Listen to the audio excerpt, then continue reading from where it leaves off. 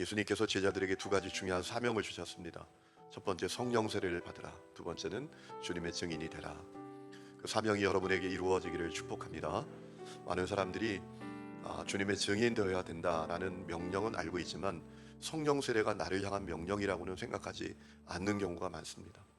여러분, 성령 세례가 임해야 성령님이 마음대로 이끄시는 사람이 됩니다. 오늘 그 역사가 여러분에게 있기를 축복합니다. 그리고 주님이 이제 승천하셨습니다. 제자들이 보는 앞에서 승천을 하시죠. 저는 말씀을 보면서 그런 마음이 듭니다. 주님이 승천하실 때 제자들이 어떤 마음이었을까? 경이롭기도 하고 또 충격적이기도 했겠다라는 마음이 들었습니다. 왜냐하면 이제 자기들만 남으니까요. 진짜 자기들만 남겨지니까. 그들의 마음이 얼마나 충격적이었을까 생각해 볼 수 있는 마음이 있는데, 승천하시는 주님을 바라보는 제자들을 천사가 나타나서 왜 어찌하여 그냥 보고만 있느냐, 왜 쳐다보고만 있느냐, 주님께서 가신 대로 다시 오실 것이다 라고 하실 정도였습니다. 자, 오늘 말씀을 보면 그리고 제자들이 예루살렘으로 돌아왔습니다. 그리고 자기들이 묵고 있는 다락방으로 갑니다. 14절 말씀을 보니까 예수님을 따르던 여인들, 또 예수의 어머니 마리아, 그리고 동생들 함께 마음을 같이하여 오직 기도에 힘을 썼다라고 했습니다. 여러분, 아주 중요한 사실을 우리는 알게 됩니다. 우리에게 충격적인 상황이 올 때 그때 기도해야 한다는 것이죠. 오늘 우리도 살아가면서 때때로 충격적인 상황을 맞이할 때가 있습니다. 갑작스러운 상실을 경험하기도 하고 큰 문제를 만나기도 하고 또 의지할 대상이 다 사라지는 것 같은 그런 상황을 맞기도 합니다. 그때 우리가 해야 할 일은 기도하는 것입니다. 기도하는 거예요. 당황하지 말고 허둥대지 말고 기도하는 것입니다. 여러분, 기도할 때 세상이 줄 수 없는 힘을 얻게 되고 위로와 평안을 누리게 됩니다. 그래서 야고보서 5장 13절에 너희 중에 고난당하는 자가 있느냐? 그는 기도할 것이다 라고 했습니다. 고난당하는가? 허둥대지 말고 기도하라 라는 겁니다. 그리고 그 다음에 이런 말씀이 이어지죠. 즐거워하는 자가 있느냐? 그는 찬송할지니라. 찬송이라는 게 뭡니까? 하나님을 선포하는 것이잖아요. 맞습니까? 하나님 자랑하는 거잖아요. 제가 우리 이제 선부 예배 때 찬양하는 시간이 많잖아요. 찬양 선곡에 대해서 자꾸 제가 얘기합니다. 하나님 찬양하는, 하나님을 높여드리는 찬양을 좀 선곡을 하라고.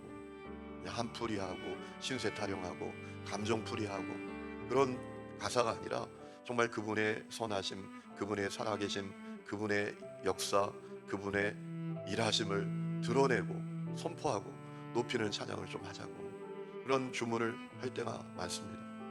찬양이라는 것은 하나님 높이는 거잖아요. 하나님 자랑하는 거잖아요. 즐거울 때 하나님 찬송하라라는 그 이유는 뭡니까? 즐거울 때 자랑하지 말고 어깨에 힘주지 말고 하나님만 높이라라는 거예요. 오늘 은혜가 여러분 가운데 있기를 축원합니다. 우리도 살아가면서 충격스러운 상황을 만날 때가 있습니다. 나 혼자 남겨진 것 같은 그런 어려운 때를 만날 때도 있습니다. 그때 우리가 해야 할 일은 기도하는 겁니다. 엎드려 기도하면 주님께서 은혜도 주시고 분별력도 허락해 주십니다.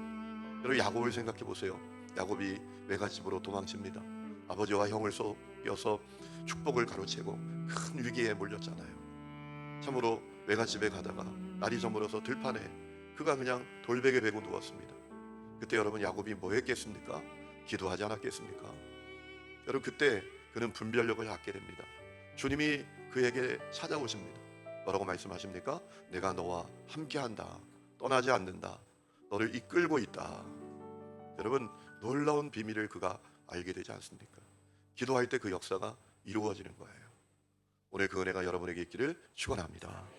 자, 오늘 말씀을 보면 그렇게 기도하고 또 예수님이 승천하신 다음에 이 베드로가 수석 제자답게 주님께서 주신 명령을 수행할 준비를 합니다. 리더는 그런 거죠. 리더는 이런 사람이죠. 이제 주님이 주신 명령이 있습니다. 성령 세례 받으라, 주님의 증인 되라. 이 명령을 어떻게 수행해야 할까? 그 준비를 베드로가 합니다. 그 준비를 어떻게 합니까? 가룟 유다 대신 제자를 보선하는 것입니다. 가룟 유다가 예수님 배신하고 비참하게 죽고 말았잖아요. 그러니 이제 제자가 11명밖에 되지 않습니까? 12제자의 수를 채우는 것입니다. 아마도 베드로는 12제자가 사명을 감당하는 하나님의 드림팀이라고 생각했던 것 같아요. 그 12이라는 숫자에 아주 특별한 의미가 있다라고 여긴 것 같아요. 11명으로도 할 수 있잖아요. 그런데 한 명을 더 채우는 것입니다. 그런데 오늘 말씀을 보면 이 충원할 제자의 자격에 가이드라인을 베드로가 정하는 것을 보지요. 여러분 22절 말씀, 21절 말씀을 보면 이렇게 되어 있지 않습니까? 이러함으로 요한의 세례로부터 우리 가운데에서 올려져 가신 날까지 주 예수께서 우리 가운데 출입하실 때 항상 우리와 함께 다니던 사람 중에 하나를 세워 우리와 더불어 예수께서 부활하심을 증언할 사람이 되게 하여야 하리라 라고 했습니다. 한 가지 기준이 있습니다. 가이드라인이 있습니다. 항상 우리와 함께 다니던 사람. 주님께서 우리를 부르신 그때부터 항상 우리와 함께 다니던 사람이라는 가이드라인을 정하는 것을 보게 됩니다. 그래서 유스도와 마띠아라는 사람을 택해서 제비를 뽑아서 마띠아를 12제자의 숫자로 채우게 됐다라고 했습니다. 여러분 이 사실을 통해서 우리는 아주 중요한 사실을 알게 됩니다. 제자가 누구냐? 제자는 어떤 사람이냐? 늘 주님과 동행하는 사람이어야 한다는 것이죠. 주님의 눈이 어디에 있고 주님의 마음이 어디에 있고 주님의 발걸음이 어디를 향하는지를 아는 사람이어야 한다는 거예요. 처음부터 주님과 함께 했던 사람이라면 당연히 그거 알지 않겠습니까? 주님의 마음이 어디에 있는지, 주님의 눈이 어디를 향하는지, 주님의 발걸음이 어디를 향하는지 그것을 알지 않겠습니까? 주님과 동행하며 처음부터 함께 했더라면 그건 모르지 않을 리가 없었을 것입니다. 여러분 제자는 누구인지 이 말씀을 통해서 우리가 분명히 깨닫게 됩니다. 주님 바라보는 것을 바라보고 주님 마음이 있는 곳에 마음을 두고 주님 가시는 곳에 가는 사람이 제자란 말이에요. 그런 사람을 12제자의 숫자에 채웠다. 그가 맞디어였다라는 것이죠. 이것이 왜 중요합니까? 여러분 너무나 중요합니다. 왜 그렇죠? 바라보는 것이 다른 사람은 반드시 헤어지게 되어 있습니다. 한 집에 살아도 목적이 다르면 반드시 헤어지게 되어 있습니다. 여러분 너무나 중요한 거예요. 주님은 우리가 다 주님의 제자가 되기를 원하고 계시잖아요. 마태복음 28장 말씀을 보면 주님이 제자들에게 주시는 사명이 무엇입니까? 너희는 가서 모든 족속으로 뭘 삼아라? 제자를 삼아라. 교인 만들어라 라고 하시지 않았어요. 제자 만들어라. 제자 세워야 된다. 여러분 그러니까 우리가 다 주님의 제자가 되어야 합니다. 제자는 누구냐? 오늘 말씀을 통해서 답을 얻게 됩니다. 주님이 바라보는 것을 바라보고 주님 마음이 있는 곳에 마음이 있고 주님의 눈이 있는 곳에 눈이 있고 주님 가시는 곳에 갈 수 있는 사람이다 라는 거예요. 여러분 목적지가 다르면 도중하차하게 되어 있습니다. 여러분 오늘도 교회 다니다가 안 다니는 사람 많아요. 제가 어제 우리 그 지성소 예배대회도 그런 나눔을 좀 나눴는데요. 이 코로나가 지나면서 한국 교회에 일어난 비극 가운데 하나는 주일 성수의 개념이 너무 약해진 거예요. 툭탁하면 교회 빠집니다. 그냥 뭐 무슨 일이 생기면 그냥 주일 예배 안 드립니다. 그리고 영상 들여다본 것이 주일 지킨 거예요. 그건 시청이지 예배가 아니잖아요. 여러분 영상 예배 많이 드려보셨죠? 보다 보면 예배 깊이 들어갈 수가 있습니까? 집에서 그거 보고 있으면 누가 불러요, 전화 와요, 누가 찾아요. 도무지 이게 어려워요. 그런데 이 주일 성수의 개념이 너무 약해져 버렸어요. 도중하차한 사람들이 많아요. 여러분 왜 그렇죠? 중요한 이유가 있어요. 목적지가 다르면 도중하차하는 겁니다.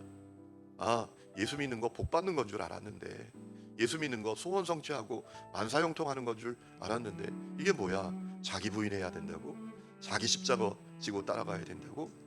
너의 모든 것을 가난한 자에게 주고 주님 따라가야 된다고? 아 이건 뭐 이거 어떻게 해 이거를? 여러분 그러고 하차하는 사람들도 많지 않습니까? 내가 원하는 게 이루어지지 않는다. 여러분 예수를 믿는 것은 내가 원하는 것을 이루는 것이 아니라 주님이 원하시는 것을 이루는 거잖아요. 그렇잖아요. 목적지가 다르면 도중하차하게 되어 있습니다. 헤어지게 되어 있습니다. 그래서 이 마띠아를 뽑은 겁니다. 마띠아는 처음부터 제자들과 함께 다니면서 주님의 마음이 어디에 있는지, 주님의 눈이 어디에 있는지, 주님이 어디 가시는지 그것을 정확하게 알고 있는 사람이었습니다. 그래서 그런 가이드라인을 세우고 그런 사람을 제자로 세웠다는 겁니다. 오늘 그 은혜가 우리 가운데 있기를 주의 이름으로 축원합니다.